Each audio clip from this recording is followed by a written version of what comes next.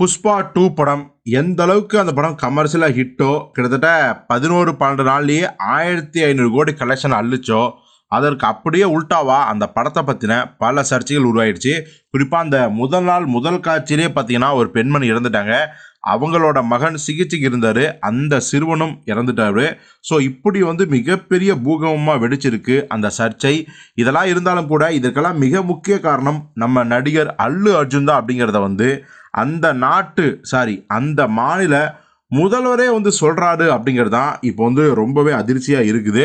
முதல்வர் என்ன சொல்றாரு அப்படின்னா, ரேவந்த் ரெட்டி ஆக்சுவலி பார்த்தீங்கன்னா புஷ்பா முதல் நாள் சிறப்பு காட்சிக்கு அல்லு அர்ஜுன் பங்கேற்றார். ஆனால் போலீஸார் நீங்கள் வந்தீங்கன்னா மிகப்பெரிய அளவில் நெரிசல் ஏற்படும் சார், பிரச்சனையாகவும், தயவு செஞ்சு வராதிங்கன்னு சொன்னார்.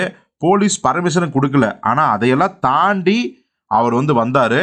அப்பவும் பார்த்தீங்கன்னா அந்த கூட்ட நெரிசலில் மக்கள் பயங்கரமாக வெள்ளத்தில் எப்படி இருப்பாங்க அது மாதிரி அடிச்சுக்கிடும் போது அந்த பெண்மணி இறந்துட்டாங்க.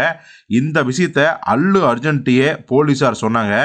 ஆனாலும் கூட பார்த்தீங்கன்னா அல்லு அர்ஜுன் அதை பற்றிலாம் கவலை கிடையாது, நான் படம் முடிஞ்சதுக்கு அப்புறம் தான் போவேன், இப்போவே கிளம்பி போனால் படம் நல்லா இல்லை அப்படின்னு மற்ற ரசிகர்களை நினச்சிக்குவாங்க அப்படின்னு பிடிவாதமாக இருந்ததாகவும், அதுக்கப்புறம் போலீஸ் பல முறை சொல்லி கடுப்பாகி இப்போ நீங்கள் இங்கிருந்து கிளம்பல அப்படின்னா உங்களை நாங்கள் கைது பண்ண வேண்டிய சூழல் வரும் அப்படின்னு சொன்னதுக்கப்புறம் தான் அவர் கிளம்புனார். அப்பவும் எப்படி கிளம்புனார் அப்படின்னா, ஒரு ரசிகை ஒரு பெண்மணி இறந்துருக்காங்க அப்படிங்கிற அந்த ஒரு குற்ற உணர்ச்சியோ உறுத்தலோ கொஞ்சம் கூட இல்லாமல் காரோட மேற்கூரையை திறந்துட்டு ரோடு ஷோ நடத்திட்டு போனார். என்ன மாதிரியாத மனிதர் அவர்? அல்லு அர்ஜுன கைகளை இழந்தாரா, கால்களை இழந்தாரா, இல்லை கண்ணு கிட்னி ஏதாவது இழந்தாரா?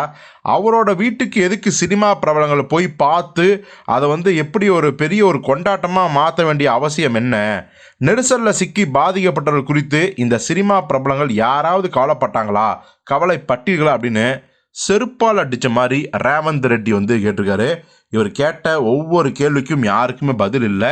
ஏன்னா அவர் கேட்ட கேள்வி எல்லாமே நியாயமானவை அப்படின்னு ஆந்திரா மற்றும் தெலுங்கானா ரசிகர்களே அதை அமைதியாக ஒத்துக்கிறாங்க.